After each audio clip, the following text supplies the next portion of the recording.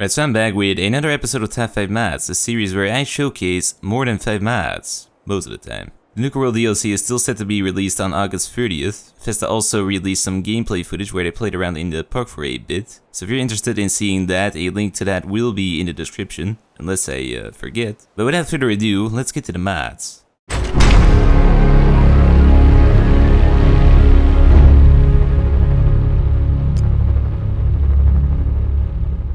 So yeah, my special meatballs for my little butcher shop were not the hit across the wasteland I'd hoped it to be. Business is still rough. I also kind of had to leave the castle, because with all the dead Preston clones and Broman corpses, the place was starting to smell a bit. Also, there's still minimum propaganda everywhere, as well as blood on my beautiful paintings. The place is just uninhabitable right now. So I'm looking around for a new place to stay, and I found Tenpenny Bunker at number 5. Now a long time ago, I had a Tenpenny Tower penthouse. This is quite the opposite. This is below ground. But to get to it, you have to first go to Abernethy Farm and greet the Broman, that's seemingly immortal, then continue going southwest and do your good deed of the day.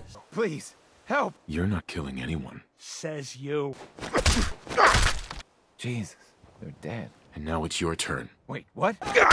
Man, it feels good to just do good in the wasteland. But continue going southwest until you reach the water and then jump straight down and turn around. Then enter the slightly creepy looking cave, pick up some cave fungus for good measure, and open the vault door that leads to the Tenpenny Bunker. Immediately off on the right you've got some water, and off on the left you've got a little smoking section. In the main area you've got some purple lighting and a chandelier that doesn't really seem to work. But off on the left you've got a living room with a TV that does seem to work. And at the very back you've got a bedroom along with a sitting area complete with stocked and fancily lit liquor cabinet, a bathroom, a beautiful bed right next to some more water, and a jukebox that's bound to keep you awake. On the right side of the main area you've got a lovely jacuzzi, where you might accidentally decide to drink some water instead of sitting down. But when you do sit down you might see the inside of your own head. Although it is pretty comfortable, especially with the hot water running down my boots, it's very relaxing. But anyways, right next to the jacuzzi is the entrance to the kitchen and dining area, which has a more old-fashioned style to it. It's also got a special cryo fridge for your Salisbury steak and Nuka-Cola Quantums, and a regular old boring fridge contains some perfectly preserved pie. Then the kitchen connects to a neatly bundled crafting section. Finally, there's also a vault with a massive vault door, which is just perfect for storing my rapidly depleting funds. As I said, business has been rough. I think I might need to switch my workers from a slightly below minimum wage model to a completely voluntary indentured servitude model. I don't see how that one goes, but staying down here makes you kinda lonely. So you need some companionship. Now, I've seen enough cats with that whole cat sanctuary business, so instead I'll go with Dogmeat. Yeah, Ringo the flamingo has evolved back into a dog. That tends to happen sometimes, actually. But in order to create a more meaty Dogmeat, we'll go with K9 harness, tactical body armor, and backpack for Dogmeat at number 4. So this mod, as the incredibly long name would suggest, adds in tactical body armor that can be customized for Dogmeat. You can now truly make your dog tactical. To start, you need to get Dogmeat, then go to a chemistry station and craft the K9 harness.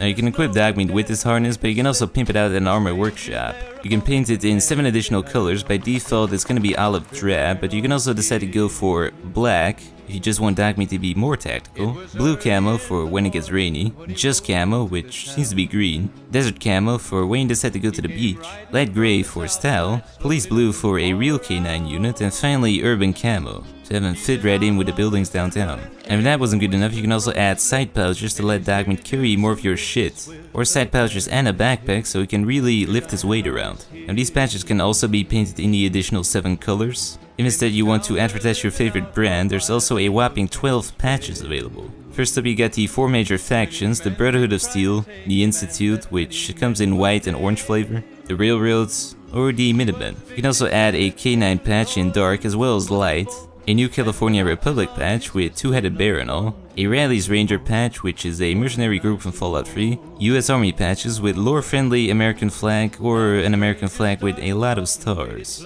and finally Voltec, if that's your thing.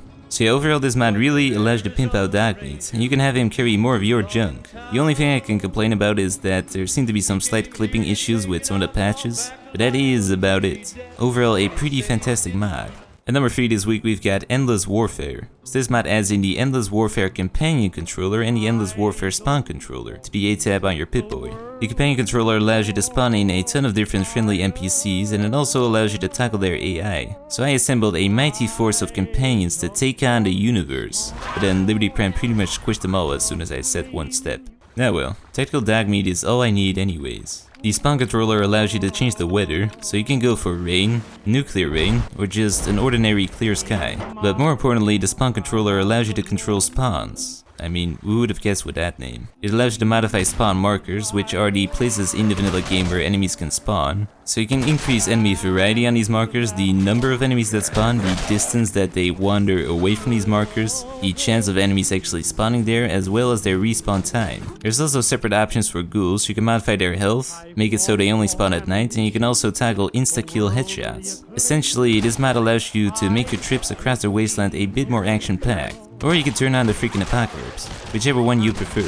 But if you don't want to dabble around too much with each and every individual settings, there's also a few different presets to choose from. You've got the Feral Ghoul Apocalypse, Rise of the Machines, Super Mutant Takeover, Enclave Invasion, and Brotherhood of Steel vs Institute Sims, which are all pretty self-explanatory. I first tried to live through the Zombie Apocalypse with my tactical Dogmeat and my trusty double-barreled shotgun. The fog definitely made it more authentic and slightly creepy, as the Feral Ghouls tried to slap me really hard, but I came out victorious. Then I tried to fight off the Enclave Invasion with my robot companions, which seemed to work out pretty well, aside from Liberty Prime nearly nuking me just to take out a non-tactical dog. Then I nearly got rocketed by a swarm of Enclave vertibirds. Fortunately, I came prepared, and Preston actually helped out for once. But if I'm gonna be fighting off an overwhelming invasion against all odds, I'm gonna need a more fitting gun. So what better than the Ppsh 41, or the Pistolet Pulemiot Pagina, whichever one of the two you prefer. I'm gonna go with Ppsh, it's easier to pronounce. But in order to get your hands on the Ppsh, you'll first have to hit that swatter guy with a baseball bat. Try that again. Flip off the noodle bot in Diamond City, and then casually blow up Travis's radio station with nobody spotting you. Then, and only then, are you able to find it in a bathtub at Abernethy Farm, which basically means you just have to use console commands. But once you've done that, you're ready to spit out lead, so this thing is pretty customizable. By default it fires 10mm, but you can change that to be 38, 45 or 5F6, depending on what you've got laying around. You can also modernize it, attach some polymer parts to it, an aperture sight, and a really big magazine. Overall this weapon looks okay, the texture quality is good, but the animations, not so much. Your character holds it like it has a pistol grip, but even if you go for the pistol grip, you hold it in front of the pistol grip. You also hold your hand slightly below the barrel, and if you have a drum mag, your Pipero clips through it.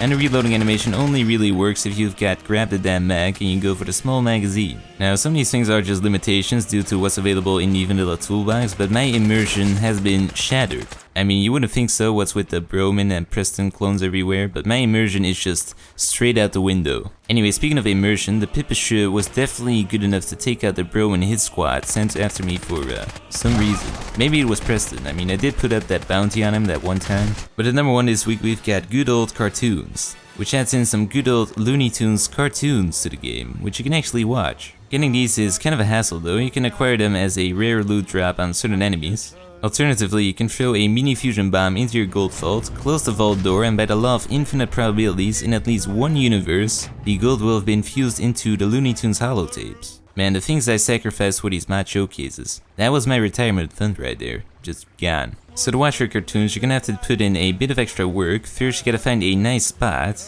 then place down 2 fusion generators in series. You have to make sure they're in series, not parallel, that won't do. Place down some very comfortable couches and then go to the mistab under the furniture section and place down a Radiation King TV along with a holotape player. And because these babies take up a lot of juice, make sure you place down an additional pylon as well. And then you're finally set to watch some cartoons. Simply put the holotape you want to see in a holotape player and sit back while your workers cultivate your land in the background. So there's 8 Looney Tunes holotapes in total. The Wabbit Who Came to Supper, Porky Pig's Feet, Falling Hair, Daffy Doodles, Hair Raising Hair, Hair Devil Hair, Riff Raffy Daffy, and finally the long-haired Hare. So if you want to watch some Looney Tunes or you just want to add some extra spice to your settlements, then this is the mod for you. The Looney Tunes also fit in pretty well with the Fallout universe, so overall it's a pretty damn cool mod. Well, that was it for the top 5, but yet again we've got some bonus mods this week. So first up, the Star Trek Original Series Phaser. Now I'm getting a deja vu feeling, like I've showcased one of these before. Anyways, to get your hands on it, you'll have to go to Hubris Comics, which is east-northeast of Diamond City. Go inside, ignore the creepy monkey, and pick the door off on the left. When you enter, it's on the shelf on the left. I'm getting even more of a deja vu feeling right now though. Like we've been here before to pick up some sort of laser weapon from a star-related universe. Maybe it's the infinite universe that's collapsing. Anyways, the phaser is more than enough to take out these nerds in the building. It looks pretty sleek, it has a sight on top and a rather rapid fire rate. You can also modify a few things on a workbench. You can switch to a black and white color scheme, but more importantly you can switch it from the killing mode, which has a red laser, to vaporizing, which has a blue laser, and finally stunning, which has a green laser. So I tried that out on some rabbits that took over my outdoor living room bromine pen thingy. And the vaporizer mode was definitely effective at turning rabbits into ash. Then my settlers just went a bit overboard, but the stun feature also seemed to work. So overall a pretty handy sidearm. But the final mod of this week is BirdFollower, which as the name would indicate adds in birds that can be your follower. So you can choose between a crow and a seagull. The seagull can be found at the General Atomics factory on the eastern end of the map. Simply go around the building and you'll see a seagull floating around in a weird manner. Then just hold a very intense staring contest until it follows you. You do have to send Dogmeat away, but you've got a seagull now that makes cat noises for some reason. Which is undeniably way better than Dogmeat. And if a BirdFollower wasn't good enough, you can also pimp out your bird with special bird items that can be crafted at a brand spanking new bird station crafting station. So I gave Gully a fancy hat, a postman bag and some synth eyes. When he's attacking things, he seems to buzz dive straight in there like a stingwing, but it does seem to work out pretty well. So if you want a cat, bird, bug thingy with a fancy hat, then this is definitely the mod for you. Well, that was it for this week's mod. Some very solid mods in there yet again, a weird one too. Will all my alternate universes literally implode? Which universe contains the Tinker Tom threat? Did I finally take down Diamond City Radio? Find out potentially next week if I feel like thinking of more random shit. But until then...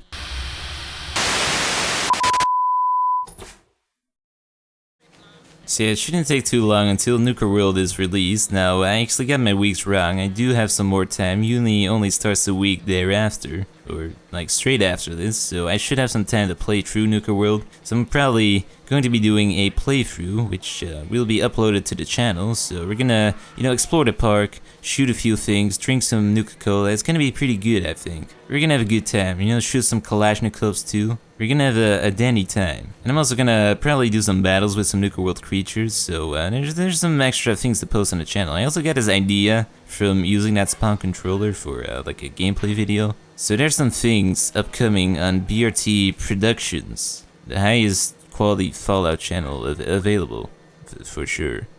Yeah. But anyways, until next time.